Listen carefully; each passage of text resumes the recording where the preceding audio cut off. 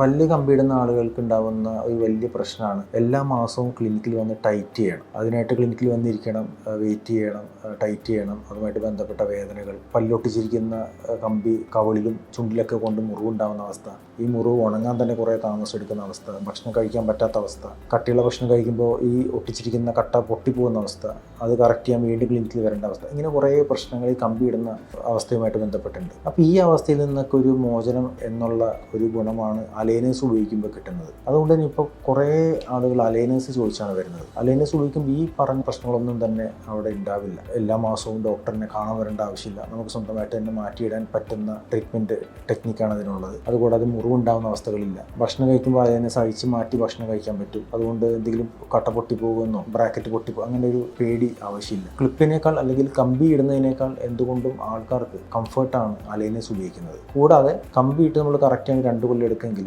Aligners ഉപയോഗിച്ച് correct ചെയ്യാൻ അത്രയും സമയം എടുക്കാറില്ല. ഒന്നുകിൽ അതിൻ്റെ പകുതി അല്ലെങ്കിൽ പകുതിയിൽ താഴെ സമയം പലപ്പോഴും അലൈനേഴ്സ് ഉപയോഗിച്ച് കറക്റ്റ് ചെയ്യാനായിട്ട് എടുക്കാറുള്ളൂ.